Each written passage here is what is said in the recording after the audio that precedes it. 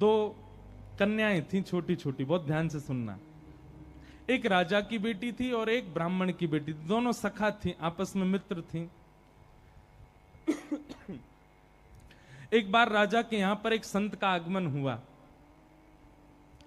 तो संत शालिग्राम भगवान की सेवा कर रहे थे। वो दोनों कन्याएं बैठ करके देख रही थी। दोनों के मन में भाव आया, इस संत जैसे सेवा करते हैं वैसी सेवा हमको भी मिल जाए। तो दोनों संत से कहने लगी, बाबा हमको भी सेवा दे दो, हमको भी ठाकुर जी दे दो। तो संत ने मन में विचार किया, छोटी छोटी कन्याएं, ये क्या जाने असली नकली क्या होता है। उन्होंने शालिग्राम जैसे दिखने वाले चिपटे 2 पत्थर लिए और दोनों कन्याओं को दे दिए। दोनों कन्याएं बड़ी प्रसन्न हो गईं, बोले वाह हमको ठाकुर जी मिल गए। दोनों ने गुरुजी से पूछा, गुरुजी इनका नाम क्या रखें? तो गुरुदेव ने कहा, तुमको जो प्रिय लगे वो नाम रखो इनका। तो कन्याएं जो वो बड़े चिकने से पत्थर थे, तो एक आध बार हाथ से फिसल गए। तो एक कन्या ने कहा, बोले इनका नाम रखते हैं सिलपिल्ले भगवान। कौन से भगवान?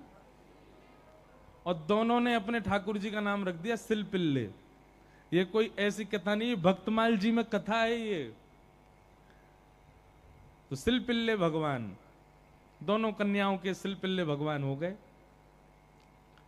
अब दोनों कन्याओं के साथ में कैसी घटना घटी?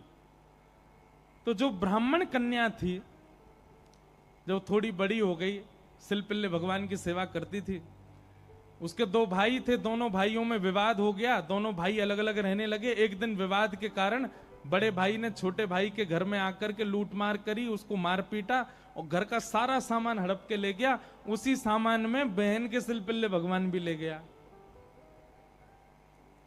और बहन तो बेचारी रोने लगी, उसके तो ऐसे प्राण हो गए मानो बस अब जीवित ही नहीं रह पाएगी ठाकुर जी के बिना। रोने लगी, भैया से कहने लगी, भैया बोला पूरा घर लुट गया, उसकी तुझको चिंता नहीं, वो तेरे पत्थर के भगवान खो गए उनके लिए रो रही है। बोले वो पत्थर नहीं है, मेरे प्राण है, मेरे जीवन है, वो नहीं मिले तो मैं प्राण निकल जाएंगे मेरे। बोले जा, किसी और ने थोड़ी लूटा, बड़ा भाई है हमारा, जाके मांग ले, दे दे। तो बहन अपने बड़े भाई के घर गई और बड़े भाई से जाके कहा, भैया कुछ मत दो, सब रख लो अपने पास, पर मेरे सिलपिल्ले भगवान। अब सिलपिल्ले नाम सुनते ही सब हंसने लगे वहां पे। और जितने भी उसके भाई के साथ, वो तो गुंडा प्रवृत्ति का था, उसके साथ में जितने भी लोग सब हंसने लगे। अच्छा क्या नाम तुम्हारे ठाकुर जी का? बोले सिलपिल्ले भगवान। और जोर से हंसे। भैया मेरे भगवान दे। बोले अंदर सारा सामान पड़ा है, तू जाके अपने आप ढूंढ ले ठाकुर जी कहां हैं। अंदर जाने लगी तो एक जो उसके भाई का पूरा गैंग था, उसमें से एक बोला, अगर तेरी इतनी भक्ति है कि तू अपने भगवान के बगैर नहीं रह पा रही, तू यहीं खड़ी खड़ी बुला ले, तेरे ठाकुर जी अपने आप ही निकल के आ जाएं।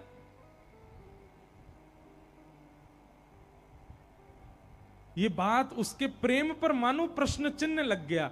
वह भी मन में सोचने लगी, मैं बचपन से सेवा कर रही हूं सिलपिल्ले को, कभी अपने हृदय से दूर नहीं करती, पर आज इसकी बात से मुझको ऐसा लग रहा है कि मैं तो प्रेम करती हूं, पर वो प्रेम करते हैं कि नहीं, आज उसका भी पता चल जाए। और बाहर खड़े खड़े करुण क्रंदन करते हुए, भाव निमग्न होते हुए, नेत्रों से अविरल अश्रुधार गिर रही है। हां नाथ, हां मेरे सिलपिल्ले नाथ, मेरे पास आ जाओ। दोनों भुजा उठा करके जैसे ही रुदन करने लगी, कक्ष में से वो सामान्य सा पत्थर जिसकी वर्षों से सेवा कर रही थी, वो अपने आप उछट करके आया और उस कन्या के हृदय से आकर के लग गया। बोलो सिलपिल्ले भगवान की। और महाराज ये देख करके भाई और उसका जो पूरा गैंग था, वो सब आश्चर्यचकित हो गए। परिणाम ये हुआ कि सब लोगों ने अपनी सब सामग्री जो उसके भाई की लूट ली थी, सब इकट्ठी करके दे आए। बोले भैया हम तो ऐसी समझते थे, पर आज वास्तव में हमने भक्ति का दर्शन किया। अब राजकन्या जो थी, उसके सिलपिल्ले भगवान, उनके साथ कैसी घटना घटी? कन्या का विवाह हुआ और जिस पुरुष के साथ में विवाह हुआ वो किसी भी रूप से भक्त नहीं था, ना वो भक्त था ना उसका परिवार भक्त था।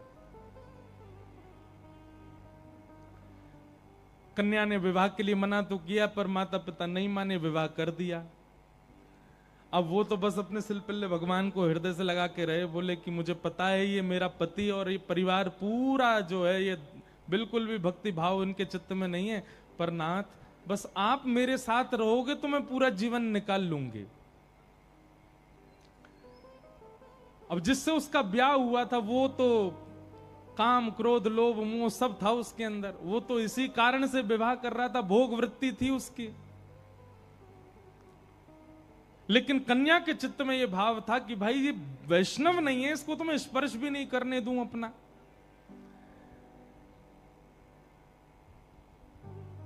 रात्रि में चर्चा कर रहा था पत्नी से, बातें करने लगा, बातें करते करते और उसने कहा ये क्या है तुम्हारे हाथ में? बोले ये मेरे भगवान है, सिलपिल्ले भगवान।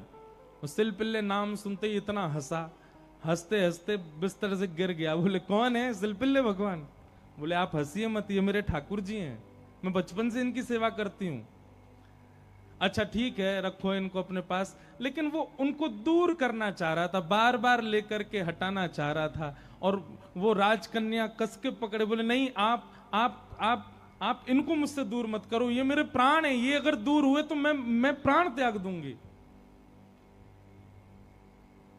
एक दिन, 2 दिन, 4-5 दिन बीत गए, लेकिन वो ऐसे ही रहे, सिलपिल्ले भगवान को हृदय से लगा के रहे। उसका यही था कि मैं पूरा जीवन इनके साथ नहीं रह सकती, पर आप रहोगे तो मैं रह लूंगी।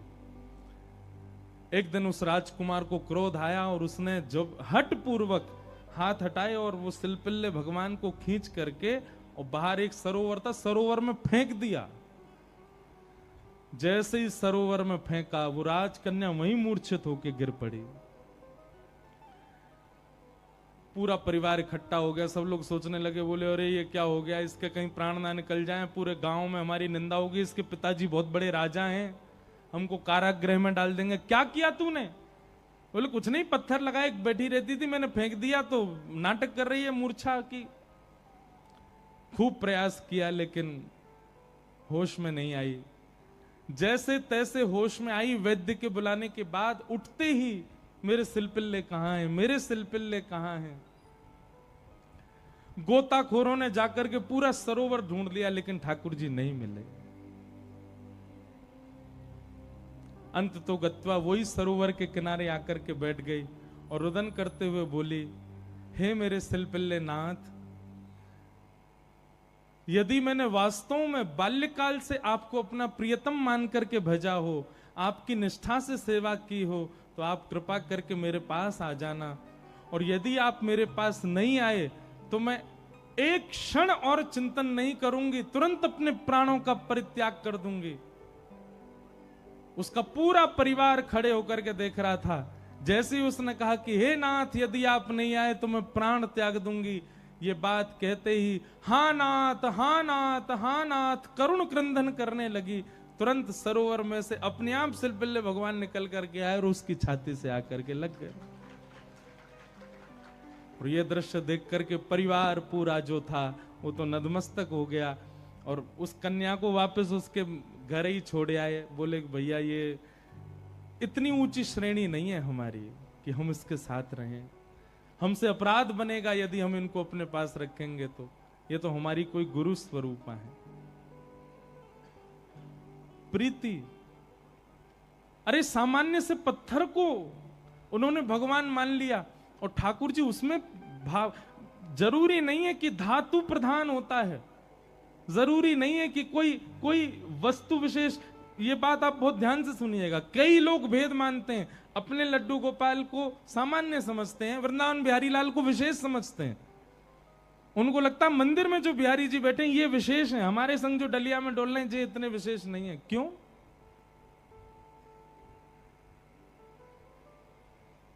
ये भेद दृष्टि मत रखो। वो बिहारी जी जितने श्रेष्ठ हैं उतने ही श्रेष्ठ आपके ठाकुर जी हैं। ये विश्वास प्रगाढ़ रखो अपने ठाकुर जी के प्रति, ये भाव प्रगाढ़ रखो। तो भैया संसार में हर वो वस्तु चली जाएगी आपसे दूर जिसको आप स्नेह भरी दृष्टि से देख लोगे।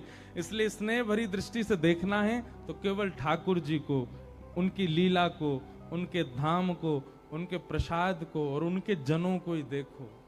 और या फिर जिससे स्नेह हो रहा हो, चाहे वो पुत्र हो, पुत्री हो, माता हो, पिता हो, मित्र हो, यार हो, कोई भी हो, उसको भगवत भक्त बनाओ। क्योंकि भगवत भक्त बनने के बाद उससे स्नेह हो तो भी वो स्थिर तो रहेगा। आप वैष्णव हैं और वो संसारी है, तो कोई भी संबंध क्यों ना हो स्थिर नहीं रहेगा, जाएगा। चला चलेति संसारे धर्म एको ही निश्चल। तो लक्ष्मी की बात हो रही है। लक्ष्मी ही रुक्मिणी जी के रूप में आई और उनका विवाह भगवान श्री कृष्ण के साथ हुआ।